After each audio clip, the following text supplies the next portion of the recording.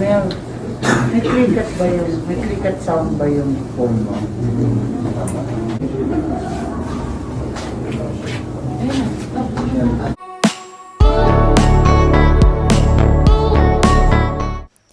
Narito na nga ang update sa burial ng Philippine Cinema Gem and icon Jacqueline Jose.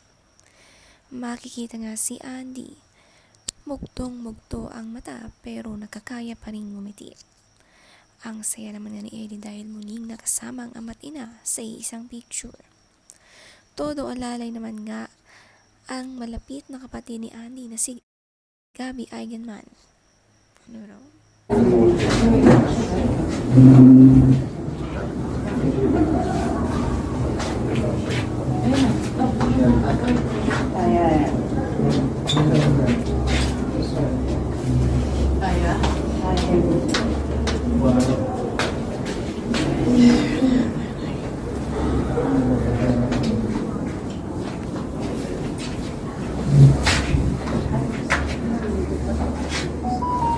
Gitna ba?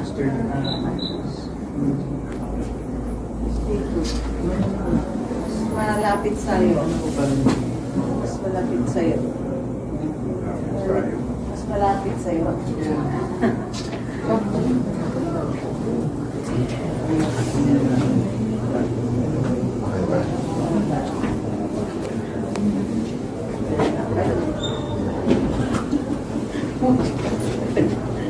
Nasa middle ba? Nasa middle lang. Nasa middle. Hindi, mapaayos lang ako. Bawas na rin. Bawas na rin.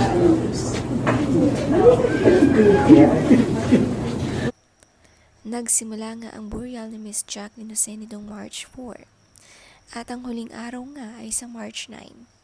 Si Jake na sobrang napamahal kay Jacqueline ang tumulong din sa kanya noong nagsimula siya sa fatherhood.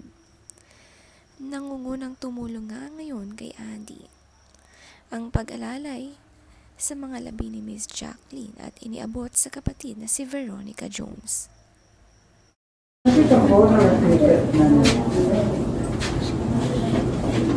May narinig ako na cricket. Ayun, parang mas buo.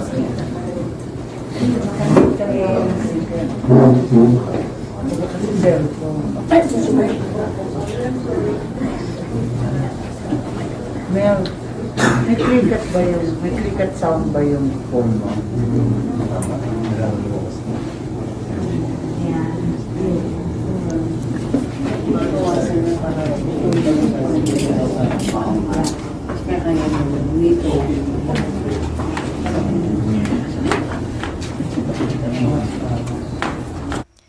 Ang itsura ni Andy puyat, mugto ang mata, pero kinakaya pa. Lalong-lalo nga rin si Eddie. Siya talaga ang lumaking close sa kanyang lola Jacqueline, ang unang apo. Makikita rin naman si Alden, mugto rin ang mga mata at matamlay ito. Nandito nga rin si Lorna Tolentino.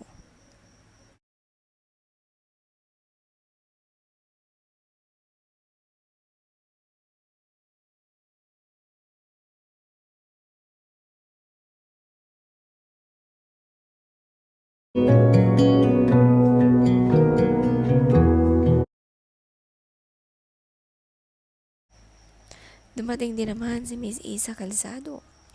Ang saya naman ng pagbati at pinasasaya at pinangingiti ang kamag-anak ni Jacqueline.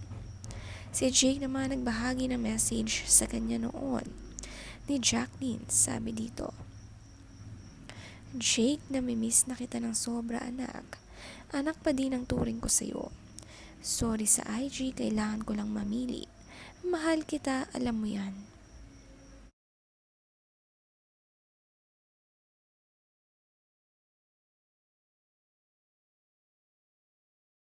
Ang ibang nakiramay dito sina Ivana Alawi, Christopher De Leon, Sylvia Sanchez, ang lolo't lola ni Andy na sina Eddie Mesa at Rosemary. Lalo namang nag-iyakan sa pagdating ni Claudine Barreto.